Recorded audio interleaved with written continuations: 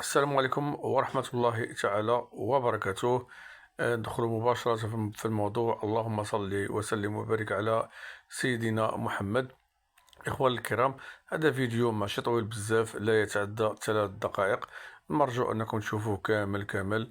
خلونا التعاليق ديالكم، كذلك الضغط على زر الإعجاب، واللي ما فعلش الجرس يفعل الجرس، اللي ما مشاركش معنا يشترك معنا حتى تعم الفائدة للجميع. هذا واحد الصالون ديال البيستولي، الصباغة بالبيستولي. واخا انا ما كنبغيش البيستولي، ولكن كنلبي الطلبات ديال الناس ديال الكليان ديولي. فايفوا كيطلب مني شي واحد الصباغة بالبيستولي كيعشقها، فانني ما كنرفضش ليه، كنصوبها ليه.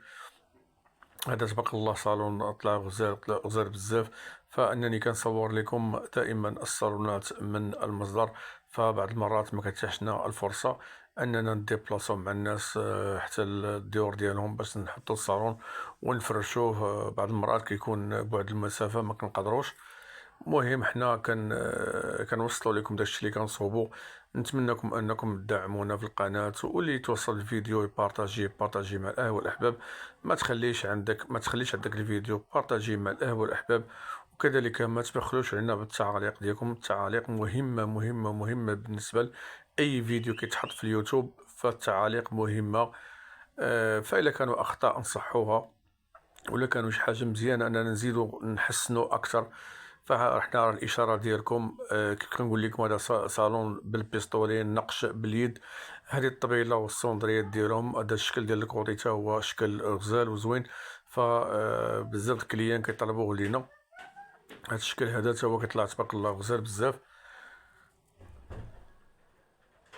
أعيد لما فعلت الجرس. فملي كتفعل الجرس، فالفيديو ملي كنحطو في القناة فانك توصل به اوتوماتيك، كيوصلك على القناة مباشرة.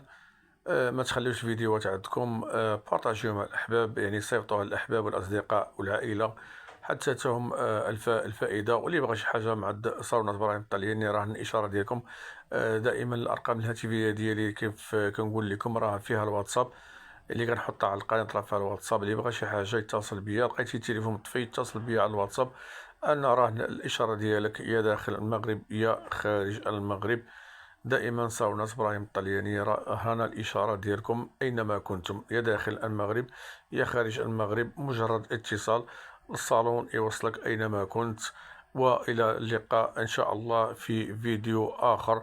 وإن شاء الله نحط لكم إن شاء الله الفيديو يكون من عين المكان، يعني من المنزل، نصوره لكم إن شاء الله.